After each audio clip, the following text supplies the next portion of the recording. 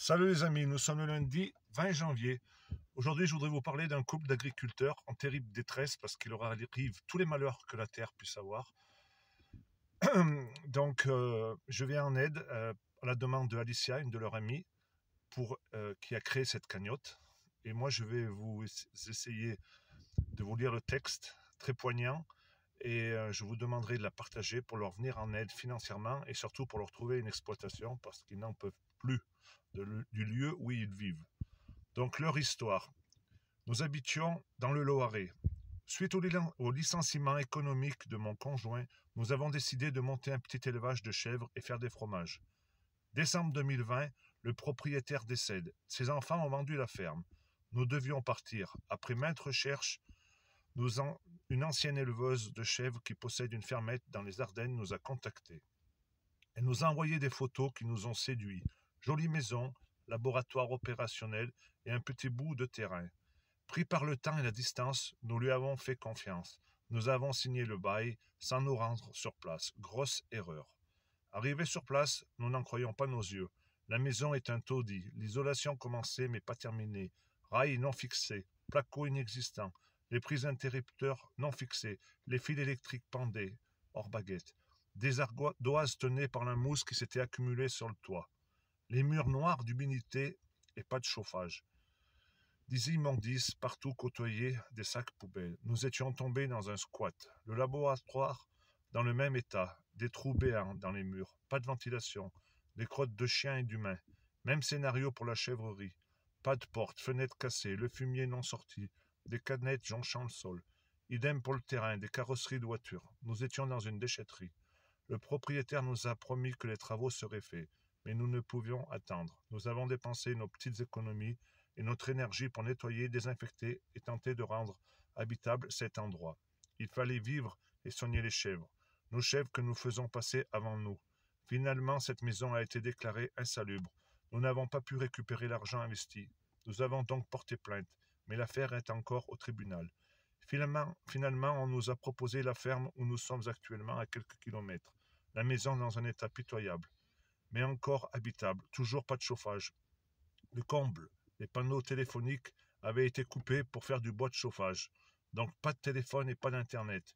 Le fils du propriétaire l'habitait déjà et nous dit « J'accepte de vous faire signer un bail de 9 ans, si vous m'hébergez, logez, nourris à titre gratuit. » Un hébergement gratuit ne peut durer que 6 mois. Au bout de 6 mois, la CAF, sans nous concerter, l'a inscrit à notre charge. Le monsieur que nous hébergions touchait l'APL, plus le RSA, et nous, rien du tout. Nous avons fait des réclamations, mais le contrôleur n'a rien voulu savoir, a épluché nos papiers, mais n'a rien demandé à la personne hébergée, prétextant que c'est lui qui nous hébergeait malgré nos quittances de loyer. Et il est resté. Nous nous sommes heurtés à l'immobilisme de ce monstre que peut être l'administration. Nous étions impuissants. Concernant l'électricité, au vu de l'état de l'installation électrique, EDF a décidé de nous exonérer de ce que nous devions, et nous nous sommes abonnés.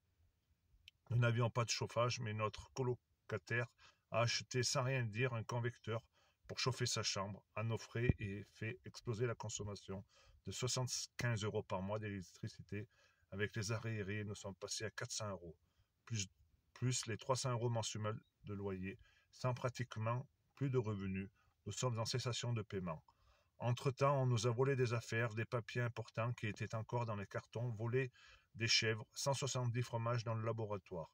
Nous sommes toujours dans la peur qu'il arrive quelque chose à nos animaux. L'an dernier, la tempête a détruit notre laboratoire. Réparation à nos frais. Le bâtiment est tellement vétuste que l'assurance a refusé de l'assurer. Nous sommes obligés de faire 30 km pour aller au marché et parfois nous n'avons pas de quoi faire le plein avec une voiture qui arrive en fin de vie. Au fur et à mesure, ne pouvant plus payer, nous ne touchons plus rien. La CAF vient de nous renvoyer vers la MSA. Nous attendons un rendez-vous avec l'assistante sociale pour nous aider dans les papiers.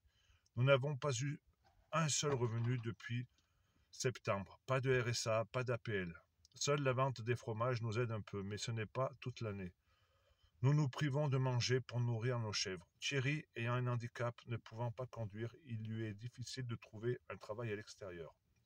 Nous voulons quitter cette région hostile le plus vite possible et trouver un petit fermage où nous pourrions aussi faire un peu de maraîchage dans une région plus hospitalière et surtout remettre nos comptes à jour. Notre fils fait des études en école d'agriculture et souhaite travailler avec nous. Nous avons été bien naïfs, mais surtout victimes de malveillance et d'incompétence de la part des institutions. Cela nous servira de leçon. Je tiens à noter qu'ils ont eu le prix du meilleur fromage l'été dernier. Donc je vous demande de les aider, ne serait-ce que quelques euros, de partager cette vidéo de manière à ce qu'il y ait un agriculteur proche de la retraite ou des agriculteurs qui leur manquerait de la main-d'œuvre pour que ces gens qui sont passionnés de chèvres et de maraîchage puissent rebondir et avec l'argent qu'ils pourraient récolter au travers de cette cagnotte, pouvoir payer un peu de nourriture parce qu'ils en sont arrivés à un point où ils se nourrissent plus, ils préfèrent mieux nourrir leurs chèvres en priorité. Donc la situation est catastrophique, ce n'est pas digne de l'être humain, ils vivent dans des conditions vraiment exécrables. Donc les amis, si vous pouvez les aider, j'en perds mes mots, et partagez cette vidéo et cette cagnotte, je vous en serai très reconnaissant. Le lien de la cagnotte est sur mon profil TikTok. Merci à tous.